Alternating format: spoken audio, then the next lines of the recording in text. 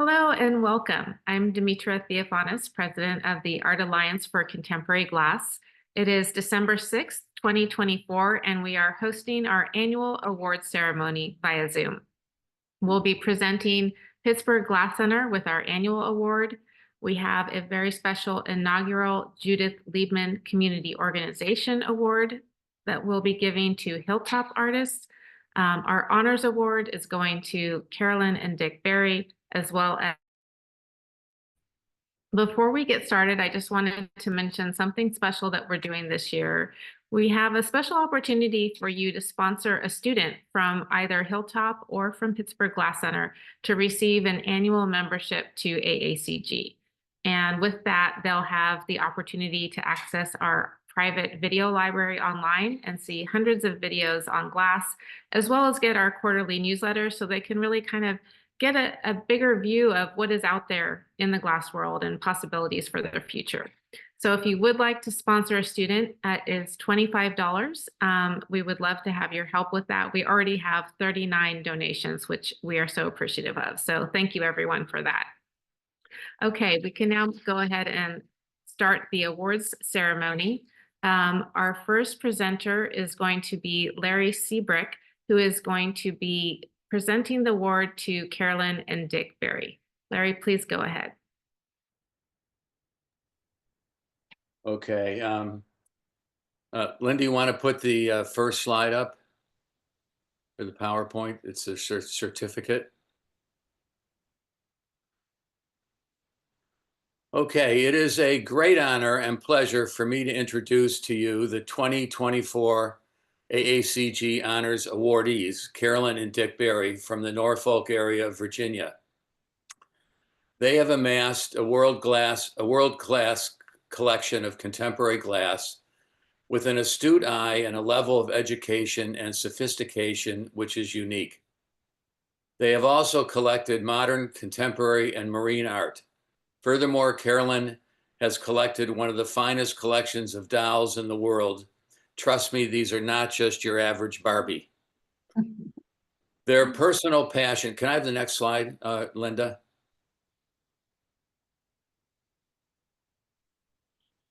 Their personal passion for art did not end as collectors, but they have been recognized as major philanthropists for a multitude of cultural programs and institutions in the Norfolk area of Virginia. Carolyn and Dick have created and supported curatorial positions at the Chrysler Museum, the art department of the Old Dominion University, and their ultimate gift of creating the Barry Art Museum of Old Dominion University in Norfolk. Their collections are now in the Barry Art Museum, and recently their friends, the Wurzers collection of glass art, was gifted to that museum. So with this brief introduction, I turn this over to Carolyn and Dick Barry, who will tell us how they started collecting contemporary glass and what it has meant to them. They will also share how the Barry Art Museum came to be. Carolyn and Dick, it's all yours. Well, thank you so much, Larry. Dick and I are deeply honored to receive the AACG Honors Award this year, and we're so grateful to you and the committee for selecting us. We began collecting glass over 40 years ago. We started with studio art glass in the early 80s, and Dick was asked to join the Chrysler Museum board, and neither of us knew anything about art, so I signed up to be a docent at the Chrysler Museum, and it was life-changing. So I kind of was attracted to Walter Chrysler's glass collection. And he had 8,000 pieces of glass, and everybody was afraid of it. It was a huge collection spread out on tables in the Baroque Gallery now. But anyhow, I liked it. And so when he was speaking to the docents one day, we talked about his glass collection. And someone asked him why he didn't have any contemporary glass, any glass by the studio glass movement artists. And he said, right, without hesitating, it's not art. He said, that's a craft and it belongs in a craft gallery and not in an art museum. Well, I came home and told Dick that story, and we both were just, inspired to learn more about it. So we made a trip to Seattle. we had met Jenny Ruffner before, and she offered to let us stay in her little apartment. And Paul Marioni took us for a little tour and introduced us to Deborah and Benny Moore.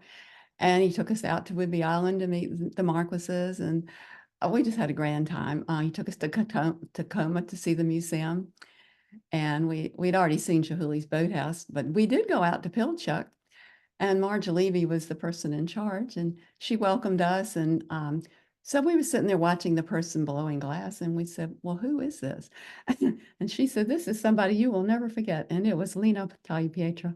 So we got to know Lino and his wife, got to meet Lino and his wife, Lena. So it all just, we were hooked. By then we were buying pieces by these artists, and we just really loved it. We loved knowing, working and dealing with artists who were alive. And so we went on to, let me see, we became interested in modernist paintings after that. So we're collecting mainly glass sculptures, but we started collecting these paintings because we thought they complemented our glass collection. So in the museum today and in our house before we moved, the paintings and the glass was paired together, and we thought they complemented each other. But as we approached our 70s, over 10 years ago, we wondered, what were we going to do with our growing glass collection and art collection? And so we started checking around town, and I know a lot of you are probably in the same boat as we were back then. Our grandchildren, our children, nobody seemed really interested in our collection. And it meant so much to us. We worked so hard collecting, and every piece had a story to tell, and we wanted it to stay together. So Dick is going to tell you a little bit about the museum now. Okay, after considering limited options, we decided to approach Old Dominion University. I was former chairman of the Board of Visitors, and we have maintained close and supportive relationship there over the years. ODU is a large urban university of more than 25,000 students with a sprawling campus in the center of Norfolk, Virginia, a thriving seaport. We proposed that we would build an art museum for the university and donate the bulk of our collection. We worked out an arrangement whereby we would underwrite the payroll of the professional staff, and the university would cover all other operating costs. They gave us a prime site on the main thoroughfare that was previously reserved for administration headquarters. Planning and construction took 2 years, a speed record. We opened in November of 2018, just 6 years ago, not knowing how the public would react. We were amazed by the positive response from the students, the faculty, and as well as the public. We were really lucky to get Yuta Page to be our inaugural director. She applied for the job, and I just couldn't believe it.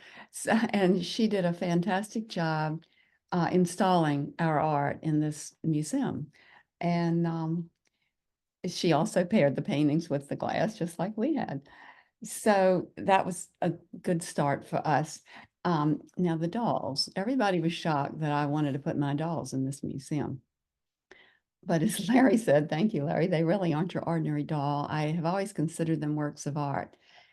And we are the only art museum in the country that has a gallery dedicated to the art of the doll. But at any rate, it brought Karen Lamont to us. Karen came to us, and she was fascinated by the French dolls. And she brought her show, Théâtre de la Mode, which was a fabulous show for our little museum to have. The whole university helped her put that together. We had the fashion merchandising department helping with the fabrics. We had the drama department, we had the stage building department, the woodworking department, and they built stage sets for her art and some of my dolls. So that was really a wonderful show. We appreciated Karen coming. But Dick and I still collect on the side. In fact, Carolyn? Yes? Maybe we can, we have a slide of that Karen Lamont. Can you good. put that up? I would love for you all to see what it looked like. Linda, can you put that up? Give me a couple minutes. I'll get it out. Go ahead. You I can. know this wasn't planned, but I want, it would be great for them to see that slide, Carolyn. Yeah, okay. Go ahead. Go Very ahead. proud of that. Well, I will continue, and if Linda gets it, that's good. So we still collect. And the most recent thing we bought about 2 weeks ago after watching your meetup and Preston Singletary, we were sitting here where we are today watching, looking out the window, and a bald eagle flew by. We have an eagle's nest across our creek. And then Preston started showing his eagle that he had made. And so we looked at each other and we just said, well, that's something we really need for our collection. So we have called Daniel Ainsley and made arrangements to get the eagle. I must say that your meetups have influenced us with other artists. With Peter Brimmers, when he was here, I think it was summer before last, I was watching pelicans fishing out the window.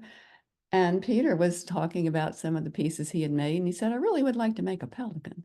And I thought, well, isn't that strange? Here I am watching pelicans. So I called Peter and said, make us a pelican, which he did. And it's sitting on our, oh, good. Here are the slides of some pictures from the show that we had at the museum. It was fabulous. Karen is working in iron. She did these small iron pieces. Now the dolls were in the other gallery. You can't see them in these slides, but it was a fabulous show. And it celebrated the fact that after World War II, 1945, Germany still was in charge, and the French were trying to get their fashion designers to do some little miniatures that look like some of my dolls. And they dress these miniatures and send them around for people to see. And so it really worked out great that Karen chose our museum to have this fabulous show. I was thrilled. And our doll gallery, by the way, is probably right now the most popular gallery in the museum. Not really, but it is very popular. So I got to know Peter through the meetup, and Alex Bernstein, we commissioned Alex to do a piece for the new Children's Hospital in Norfolk, and saw him on your meetup. I'd already known Alex, but reminded me how talented he was. And we have a glass page of an osprey by Joey and Flora, because we watch ospreys out of our window too. So that's how we collect. We collect things that are meaningful to us, that we love, that speak to us. And these 3 pieces are home now with us, but they will go to the museum. So we're happy to have those. But we have developed an enthusiastic following for the museum, and we've acquired a lot of additional objects and some gifts and purchases. And we realized that after 6 years, our little museum is bursting at the seams. So we have just nearly completed a $25 million campaign to build a new wing. And we're almost there. In fact, we're planning to break ground this summer. So it's all just unbelievable. I mean, all in all, this has been a great adventure beyond our wildest dreams. And we feel truly blessed that we were able to do this. So thank you very much. And you all come to Norfolk to see our museum. Thanks, Carolyn and Dick. We're so happy that we could present you with this award today. And we'll continue collecting, and we'll continue. Hopefully I'll get down to see the new wing of the museum sometime. I hope. And I'll see you in Florida. Definitely. We're coming in 2 weeks. Okay. Yes. All right. Thank you, Larry, and thank you, AACG, for this wonderful award. Thank you, Carolyn and Dick. It's our pleasure, and so exciting to hear about your journey with glass, and also the exciting things that are continuing to come down the line. So looking forward to seeing that develop. Thank you. Our next award is going to Becky Benaroya. She unfortunately could not be with us today, so I'll just say a few words about her. She's a philanthropist and pillar of the Seattle community. As a patron of the arts, she supported the Tacoma Art Museum and Pilchuck Glass School, as well as served on the Pilchuck board. In her and her late husband Jack's 7 decades of marriage, they assembled a major art collection with an emphasis on studio glass and regional Northwest painters and sculptors. For her 93rd birthday in 2016, Becky promised 235 works of art to the Tacoma Art Museum and provided $9.2 million for the construction. Also endowed a dedicated curator for the collection and its upkeep. The Benaroya wing opened mid-January of 2019, and it expanded the museum size by 25%. So as you can see, Becky has really been a really valuable contributor to the glass community, and exciting to see the growth of the museum up there as well. We will hopefully be able to acknowledge her in a future ceremony or program, but for now, just wanted to honor her in this way today. Okay, so now we're going to move on to Hilltop Artists, and Hilltop Artists is receiving our inaugural Judith Liebman Community Organization Award. And we're really excited about this. We received an unrestricted grant from the Judith Liebman estate, which allowed us to do this. It's an inaugural legacy award in honor of Judith Liebman, and it's presented to a nonprofit organization with an annual budget of no more than $1.5 million that provides educational opportunities for artists and the community, including programming for at-risk, underserved, or marginalized audiences. So we provide them with a monetary grant thanks to the bequest that we received. And we're so excited to be able to present the inaugural award today to Hilltop Artists. And I'd like to introduce Dr. Kimberly Keith, the Executive Director of Hilltop, who makes it all happen. Well, thank you so very much for giving us this incredible honor. And thank you all for being here today.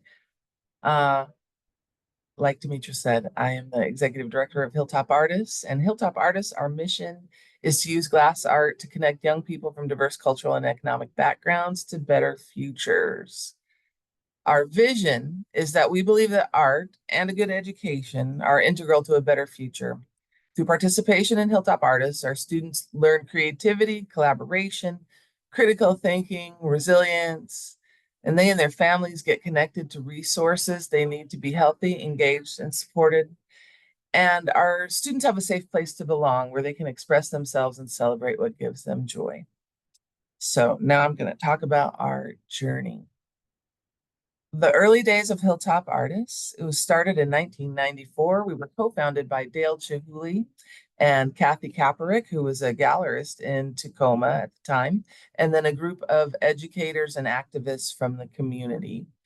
They approached the Tacoma Public Schools, Jason Lee Middle School, which had an old wood shop that was not being used, and the district agreed to donate that space for them to have a drop-in program for young people. That photo of the young people there, that was the first summer of Hilltop Artists. That was 1994, and you might not be able to see him, but Italo Skanga is buried in the center of all of those students because he was one of the first Hilltop Artist instructors that first summer. It was Italo, Charlie Perriott, and Algernon Miller.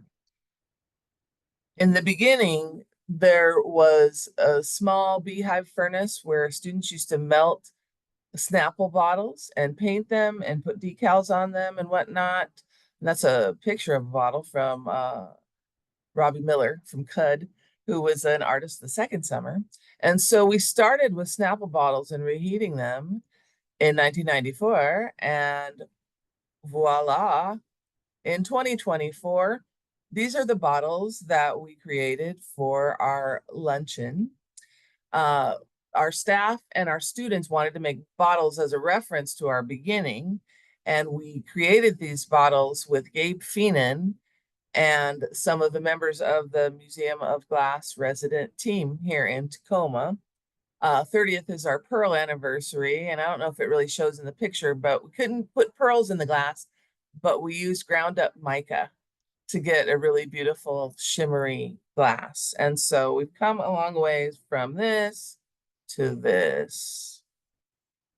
And what we do is, in the beginning, Hilltop Artists was a hangout space, a safe place for kids to come and just get away from the streets, get away from at the time in 1994, lots of gang activity, lots of meth, lots of undesirable things in the neighborhood. And just as a aside, FYI, I grew up in this neighborhood. I'm a Hilltop girl, and I grew up 2 blocks from the hot shop that I'm sitting in right now with our students. And so it's very much my life that I talk about when I talk about Hilltop Artists. And so this space was created, and you had a lot of kids that had dropped out of school. And so the district assigned a teacher to Hilltop Artists, and students could get GED credits while they were coming to the program. And so the phrase at the time was no class, no glass. So if you didn't go get some of your GED credits, you couldn't participate in the glass. So it was a really great carrot to use for kids to get back into school and to start building their education. And so that drop-in and that summer program evolved into a daytime program. And so now, we started the daytime program in 1997. We have daytime elective classes. So you can take glass as your arts elective at both the middle school level and the high school level. So these are some of our students.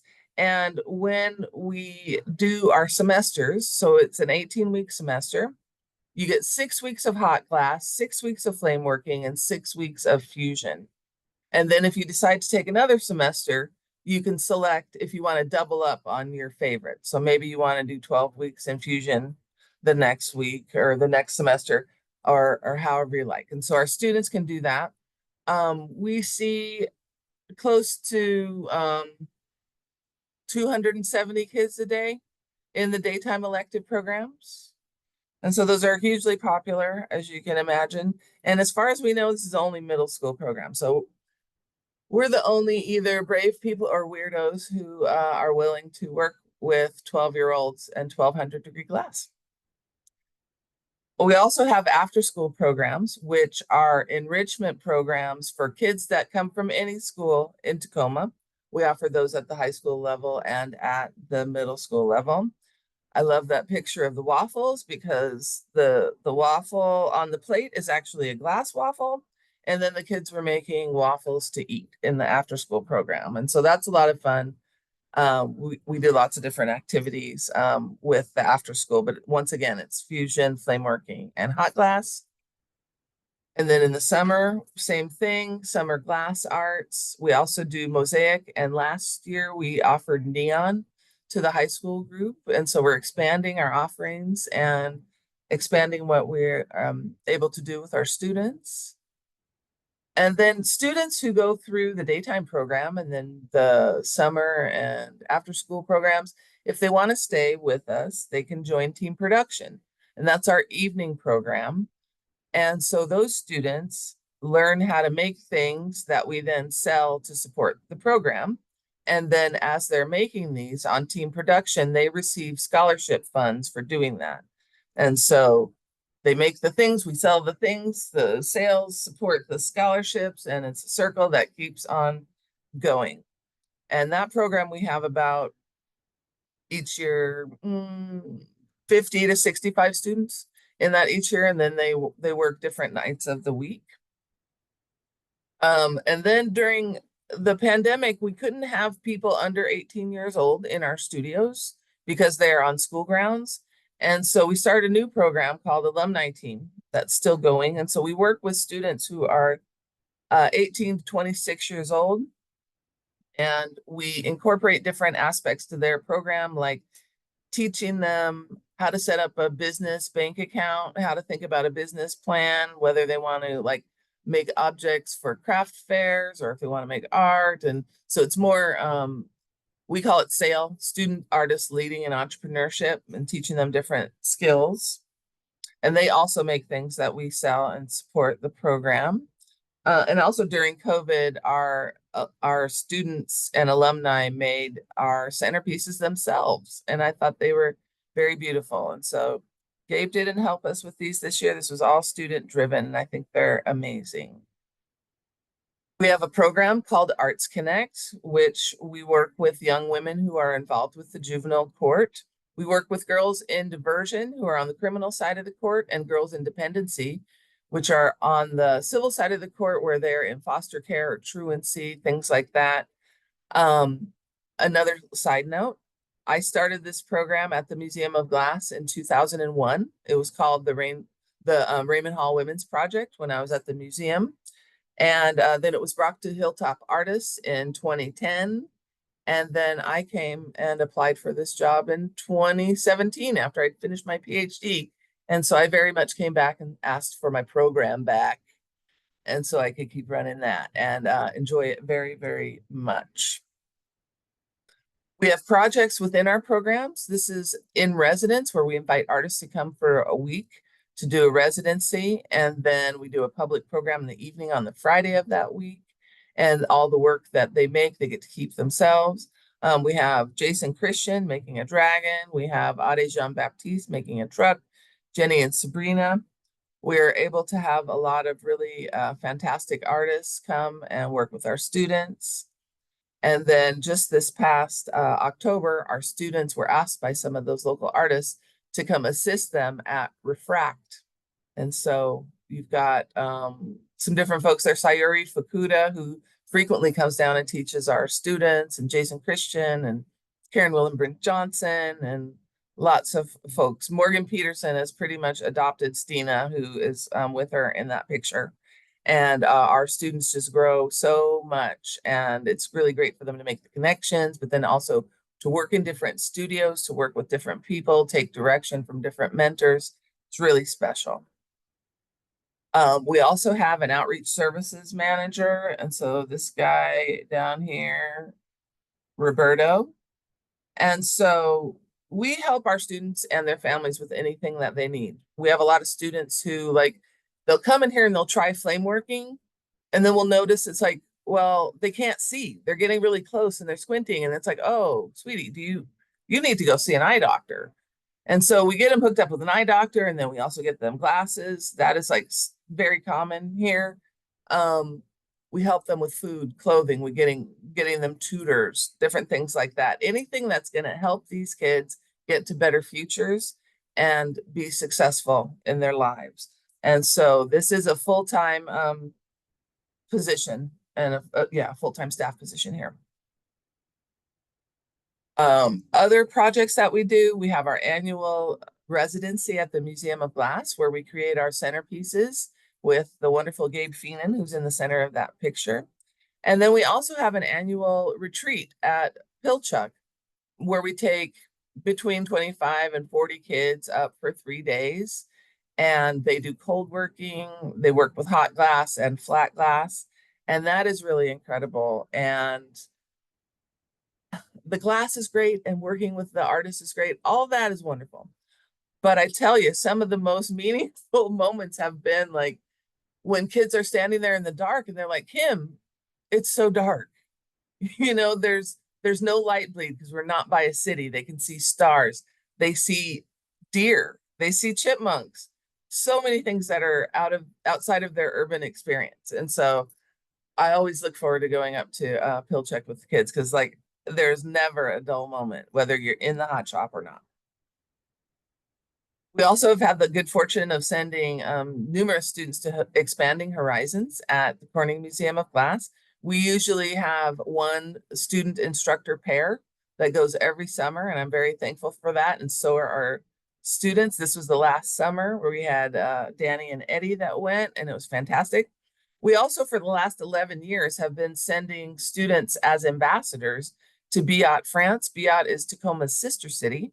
And so our students get to go and work with Antoine Pierini for 3 weeks. And that's usually around the Biot International Glass Festival. And this year we sent 2 students, and it's just an incredible experience for these young people to travel internationally, to work with international artists, to see a festival, all of those different things. There's life-changing experiences for these kids. We've also worked very closely with Crafting the Future Better Together and doing the Teen Takeover at the Appalachian Center for Craft. All of those programs are supported and funded by Crafting the Future, which provides scholarships for BIPOC students to go to different craft schools around the country. And so we've been working with them for the last 4 years. It's been a very rich experience for us. We just launched their latest program called Homeschool. So that's Corey Pemberton sitting there working with our students. He came out for an 8-day residency where he encouraged our students to design tableware. And then they all had a big meal together at the end. And Landon in that picture made that giant spoon, and he has been having a really great time eating with that spoon since he made it. In 2020, we were awarded the Washington State Organization of the Year award, and this is us at the governor's mansion. That was a big honor for us, and I love this picture. It makes me smile every time I see it, so I wanted to share it with you. We had an exhibition at the Tacoma Art Museum in 2022 that had 30 artists that had graduated from our program. A few of these pieces were actually accessioned into their collections. We're really super proud of that. And then this year for our 30th anniversary, we had an exhibition at the Bainbridge Island or the Bainbridge Island Museum of Art. And that also showcased artists that have worked with us, alumni, and current students. This picture is another one that makes me smile. I'm sure you all recognize Dale in the center there. But in that photograph, there's future Hilltop artists and Blown Away contestants. Season 1 of Blown Away, we had Edgar Valentine. Season 2, Jason McDonald. Season 3, Trenton Kiocho, that were all on the show, and it was pretty amazing. We're all so very proud of them. And then Jessica Hogan is our program director now, and Sam Scalise is our hotshot manager and lead daytime teacher. And so we've been growing our own at Hilltop Artists for many years. 9 of our 10 teaching staff are alumni of our program. And then I wanted to mention, I couldn't leave without mentioning that we currently have a challenge matching fund from the Dale and Leslie Chihuly Foundation for our 30th anniversary. And I would encourage you, any of you that are interested in supporting Hilltop Artists, to give a year-end gift to us. And you can find information about that on our website, or there's a QR code there. And everything goes into the program, and all of our programs are tuition free. None of our students ever have to pay for instruction. All the team production students earn scholarships. And so it is a really fabulous way to support young people, to support the vocation of glassmaking, and to make a really big difference in the world for people, one student at a time.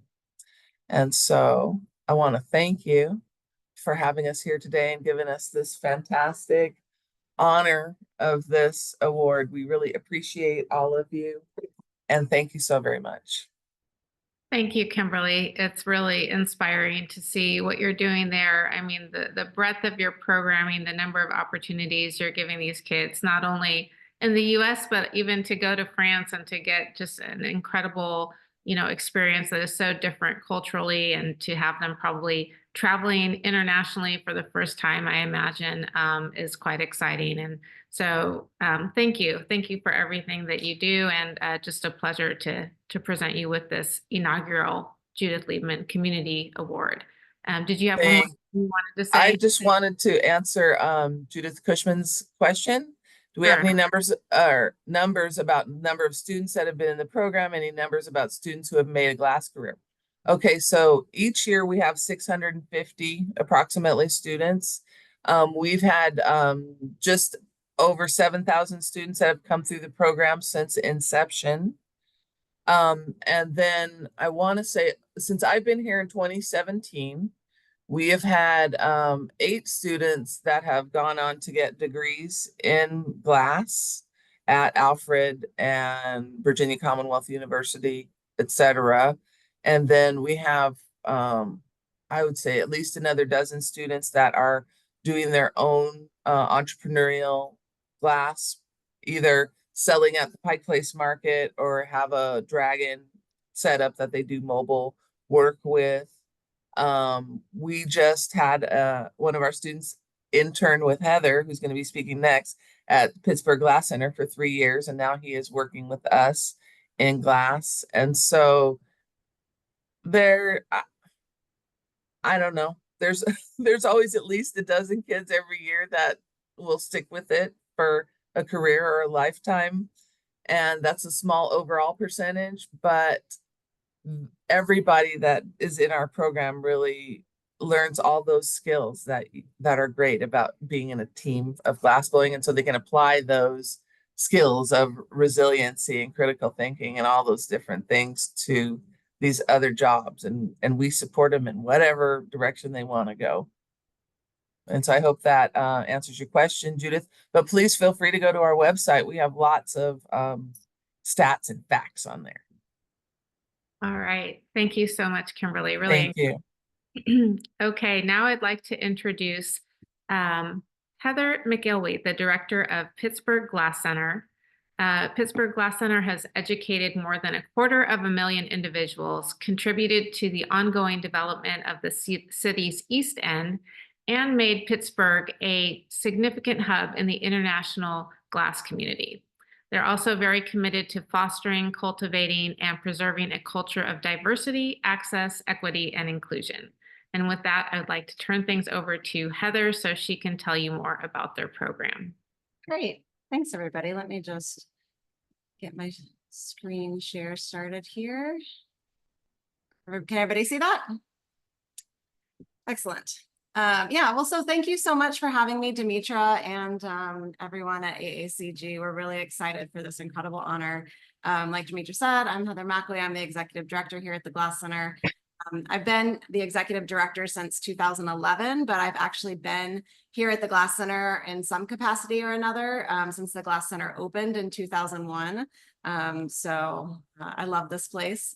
So I'm going to tell you a little bit more about PGC in general, give you a brief history, talk a little bit about our exhibitions and our community programs, and show you pictures of our recent $15 million facility expansion. I hope that seeing some of these images will encourage you to come visit and see the new center if you haven't had a chance to do that yet. So one thing that is lesser known, honestly, about Pittsburgh is that it was the center of glass production in the 1920s. So long before it was known as the Steel City, it was known as America's Glass City. And our first 2 glass factories actually opened in 1797. And by the Civil War, we were the highest producing glass region in the country. Not many years later, 50 years later or so, Pittsburgh glass could be found like everywhere. The tiles for the walls of the New York's Holland Tunnel, the searchlight of the Panama Canal was made here in Pittsburgh. The Liberty Lens headlights for Ford automobiles were made in Pittsburgh, not to mention drinkware in bars and beer halls across the country. Yet this region also made enough glass that was fine enough to use on the table of 5 US presidents. What's really interesting is that even most Pittsburghers don't know this incredible history of glass making in this region. So fast forward to 2000, and the Pittsburgh Glass Center was being built to be a state-of-the-art studio. Many of you might know Kathleen Mulcahy, who's an incredible artist and our founder. So she founded PGC with her late husband, Ron Desmond. And by the time we opened in 2001, the region had already lost almost all of its glass factories. And like I said, Pittsburghers didn't even have an idea of what this region had been. It had been overshadowed by steel and long forgotten. So we're really trying to change that, not only by celebrating glass making in this region again, but by telling the story of our history to the thousands of students that come through for tours and hands-on activities each year. So we do a lot of things at the Glass Center. I'm going to talk about some of them today, but we also have a youth program. You can see in the upper left-hand slide, that was from our summer youth outreach week-long intensive program this summer. But during the school year, we also welcome all Pittsburgh Public Schools 6th graders throughout the year. So that's about 1,200 students from classes around the city. They come here for free and they do a hands-on glass blowing activity. They watch demonstrations, they get to see all of the studios, they get a tour, they hear about the history of glass making.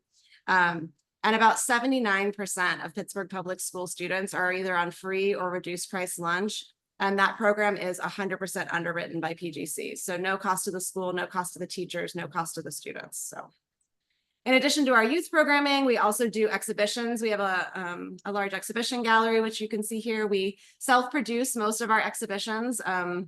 We don't do a lot of traveling exhibitions or things like that. And we do about 3 or 4 exhibitions a year. So I'm going to talk more about that later.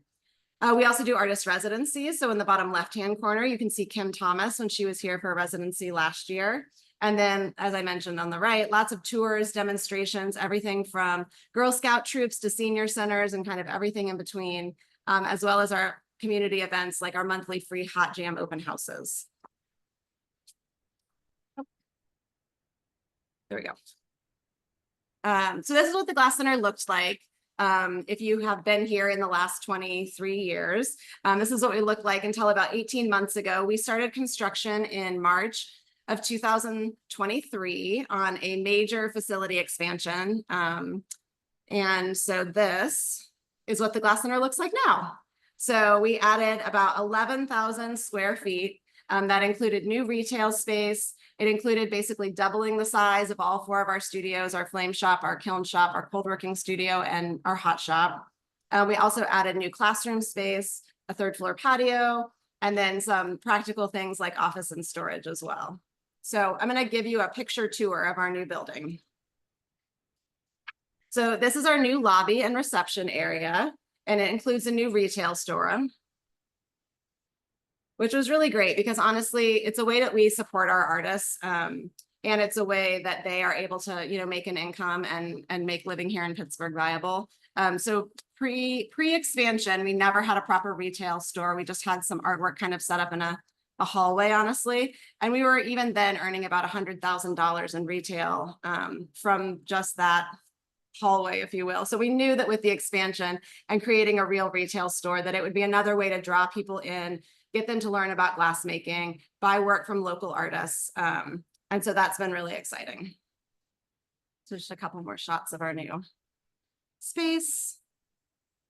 And then one of the other things we were able to do as part of our expansion is to create a walk-in, make it now opportunity. So we had previously run, you know, lots. We have about 9,000 students that come through for classes and workshops every year. But those were all things where you had to, you know, make a pre-reservation, you know, book it online in advance. And with the expansion, we were able to make it so that people can stop in on a Friday, Saturday, or Sunday with no reservation with their family. Maybe they're in town for a Steelers game and they just want to come check us out. They can pop by and make something in the studios on the spot. So as you come up those stairs and get to the landing, and if you turn right, that's where you'll find our flame working studio. And if you've ever visited the Glass Center, this probably looks familiar to you. Demetra, I know, has taught in this studio before. So this is our flame working studio. Previously, we had 12 working stations, but we took over a classroom space that was next to the flame shop and kind of broke down that wall and made it so that we could add 4 more flame working stations. So here's a kind of shot from our existing studio looking into that space I was just showing you. So 4 more flame working stations. So basically what we'll be able to do now is have a full class running in the main part of the studio, and renters and artists and residents could be working in that other kind of nook and not disturb each other. That was one of our biggest challenges, is that as our classes and workshops have grown, so has our artist community here in Pittsburgh. And so we were running up against the challenge where if a class was running in one of our studios, there was no space for an artist to rent. And artists were moving here and expecting to make their living, you know, it was their livelihood, needing to get studio access. And so really creating spaces for those artists to rent and use our facility, even while our classes and workshops were happening, was a priority. The other piece was we do a lot of artist residencies. So I think this year we'll have had 28 artist residencies. And so again, creating space to make sure that there's room for artists and residents to work while our classes and things like that are still going on is really important. The other new studio that we're adding is that we're working with Percy Eccles II, who again, many of you might know from Taming Lightning, his incredible podcast, working to create a dedicated neon and plasma space, which you can see here. And this will be fully operational by this summer. So that's going to be great. And here's James Akers, who again, some of you might know, doing some neon bending demonstrations. The other thing we did in our new studio spaces was to create large viewing windows into the spaces so that when people are coming through for tours or even just popping through to kind of check out what the Glass Center is all about, they can see artists working, all the time. This is Ethan Samaha, and he is an incredible neon artist who did two permanent installations as part of our new expansion. So here's one of them, and this is in the nook as you kind of come up the stairs into our second floor. The other thing we did is we created a legacy wall to honor Ron and Kathleen right on our first floor in the landing when you first arrived. Really wanted people to just understand the dedication and time that went into creating this incredible facility and really honor them. So in this photo at my back is the Hodge Gallery, our exhibition space, which we didn't make any major changes to as part of construction. And I will come back and talk more about exhibitions later. So we're not skipping that. I'll come back to it. So if you go up the steps and end up on our second floor is our kiln working studio, which Demetria, you might have also taught in the kiln shop. I now can't remember if it was one or the other or both, but this is our kiln shop. And it used to be upstairs, we had our kiln shop and cold shop right next to each other. We ended up tearing down a wall between those two things and expanding it so that what used to be the cold shop is now all part of the kiln shop. And we moved the cold shop to a completely different space. So this is the new classroom area of the kiln shop. Here are some students from Ian Chadwick's summer intensive class this summer, making some incredibly detailed patterns that are going to go into the fusing kiln shortly. And then the other thing we did was we created a nook space inside the kiln shop itself, where small grinding and things like that can take place, outside of our incredible cold shop. But the idea that you don't have to necessarily go down the hall and use the cold shop if you just need to do a couple of quick things. We were also able to triple the size of our mold making space, which was great for when we run casting classes, like Jennifer Halverson's class that she taught this summer. Here are some of her students working in that mold room making molds. So as you come down the hall from the new kiln forming studio, this is actually new square footage. So we built a 2-story expansion over our parking lot. And one of the things that we did throughout the building was really want to create these kind of like gathering spaces, places where it's so common for us to have everything from young people to professional artists, professional renters, artists in residence, all kind of hanging out in the same spaces. And so creating these places in the building, like this set of tables and stools that you see here, where people can just kind of gather together, eat together, talk, have conversations. So it's been really amazing over the last few months to wander around the building and see these spaces getting used in the way that we imagine them. So that's great. We created 2 new classroom spaces.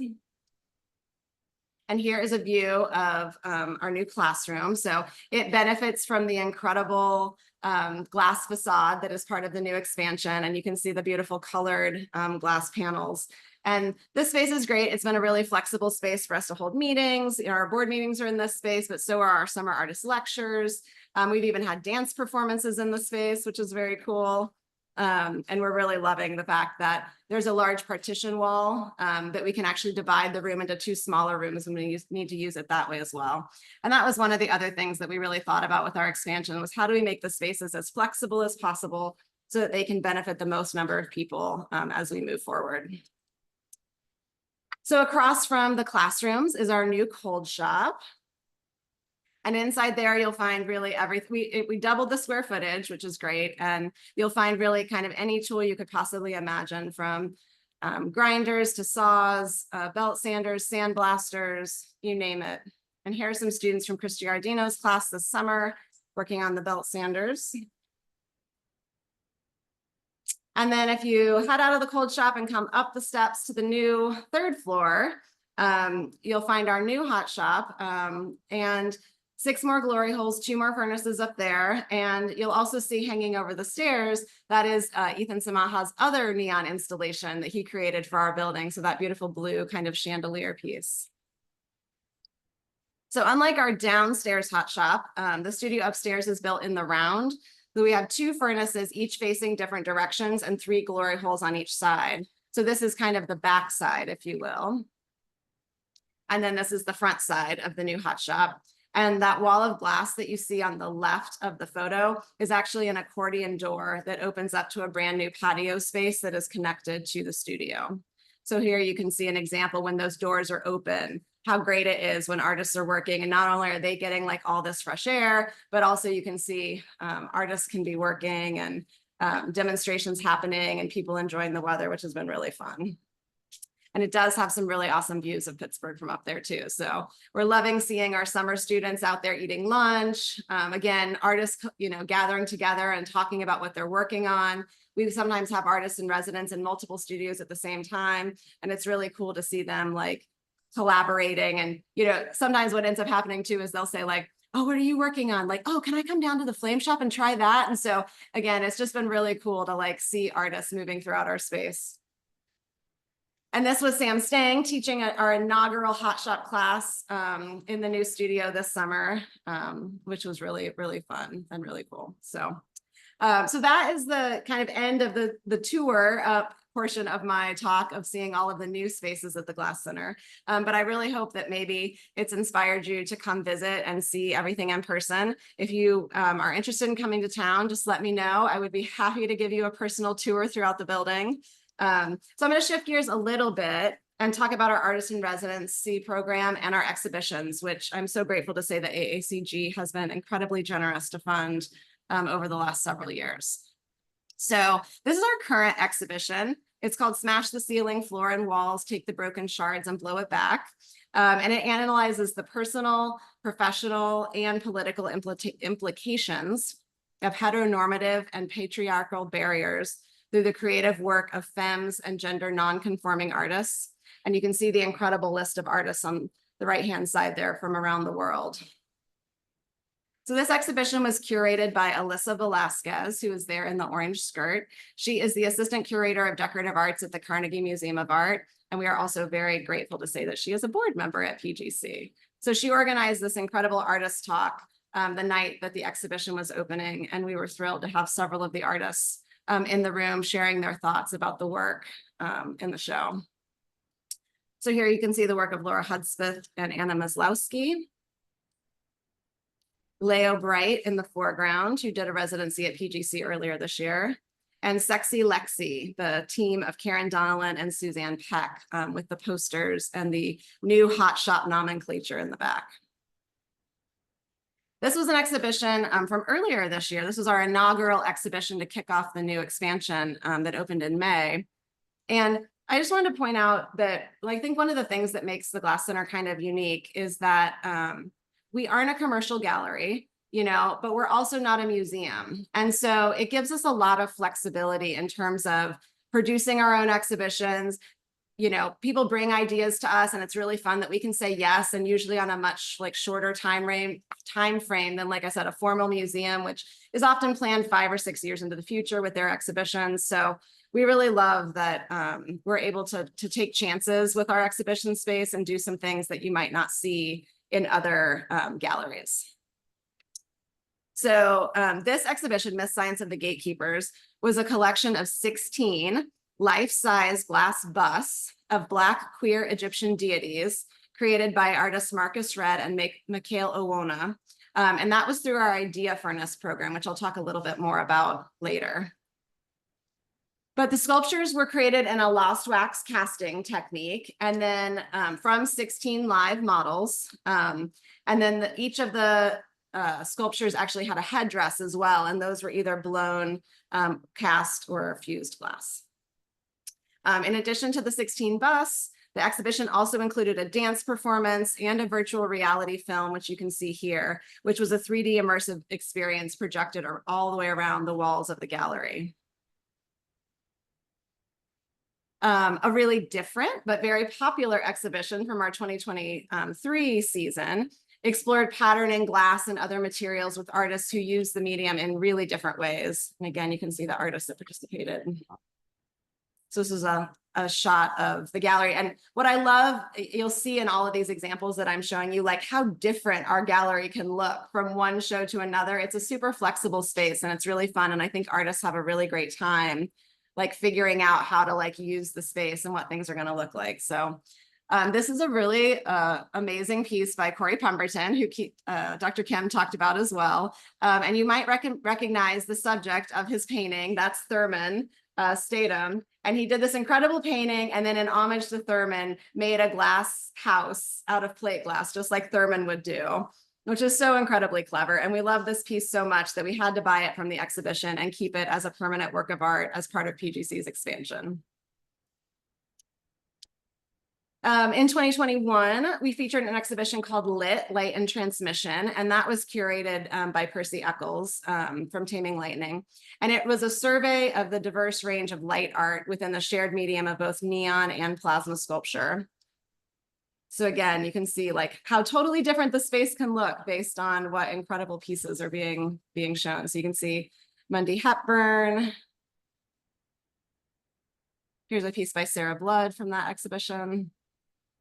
And that's another thing that we really love to do with our exhibitions is challenge what viewers think of with glass. One of my favorite things to hear when somebody walks into our gallery is that glass? Or how is that made? It cannot be made out of glass. Oh my gosh. So it's really, again, incredible that we're able to show things that really push the boundaries of what the material can do and the expectations of what the viewer expects to see in a gallery space. So I mentioned our Idea Furnace program earlier, and this is Lauren Kalman on the left, and she is participating this year, this fall and into next year on our Idea Furnace program. And what it does is it allows non-glass artists to be paired up with glass artists to help them kind of realize their vision in glass. And those residencies can be as short as an afternoon where they have an idea and they just want us to like try it out quickly and they want to understand how the material works, all the way up to a multi-year residency where they develop an entire body of work and create an exhibition like McKill and Marcus did with Myth Science of the Gatekeepers. Sharif Bey, who is a very well-known ceramicist, came to us and was interested in doing some things in glass, and we supported his project through Idea Furnace as well. So yeah, so we're excited. So Lauren's in residence right now. She was actually here just last week. She'll be back a few more times before the end of the year, and then she'll be in residence all through the winter of 2025. And we're super grateful for AACG's support of the public programming that will accompany her solo exhibition, which will open at PGC next summer. So you can see from this work, using her own body, her work often investigates the idea of feminine and their impact to self-image, identity, craft, the built environment. So I think it's going to be a really incredible show, and I hope you can join us on May 2nd next year for the opening. And it'll be up all summer through the end of July. So if you plan a trip to Pittsburgh, you get a chance to see it. So I'm just going to leave you with a few more images of our new building because I do want to share just a couple more things that we have exciting that are coming up. One is that there is another studio space that I didn't show you yet because it's not done, but we are going to have a brand new fabrication lab as part of PGC's new studio space. And that will include 5 new 3D printers, a laser cutter, a CNC router, a water jet cutting machine, and some other incredible tools that glass artists are using more and more often now and are hard to get access to. So we expect that studio to be complete by mid-2025. And then additionally, we're renovating an 8,000 square foot building just down the street, about 2 blocks from PGC. And on the ground floor of that building will be additional exhibition space so that we can do even more cool groundbreaking exhibitions throughout the years. And then on the second floor, it's going to have room to house 8 additional people for our tech apprenticeship program, which we plan to grow, as well as our artist residency program. So I'm super appreciative of the time that you've given me to talk today about Pittsburgh Glass Center. And again, thanks to AACG so much for their incredible support of our mission and our exhibitions and programs over the last several years. Thanks. Thank you so much, Heather. And thank you to everyone that has been with us here today. Just really such a pleasure to be able to share not only what is going on with the community and the arts institutions that we have with us, but also the philanthropists that have been, just giving back in such an important way. The Barrys, Carolyn and Dick Barry, thank you so much for being with us. And we're so excited to see what continues to develop with the museum. Dr. Kimberly Keith, such an incredible job that she's doing up there with Hilltop Artists. And Heather McElwee, of course, director of PGC. I, as she mentioned, taught there, and I was so impressed with PGC when I was there, and that was years ago. So to see now the growth and everything that they're doing, it's just really phenomenal. And I remember such a strong sense of community. That was really what stuck out to me when I was there. So I was so appreciative of that.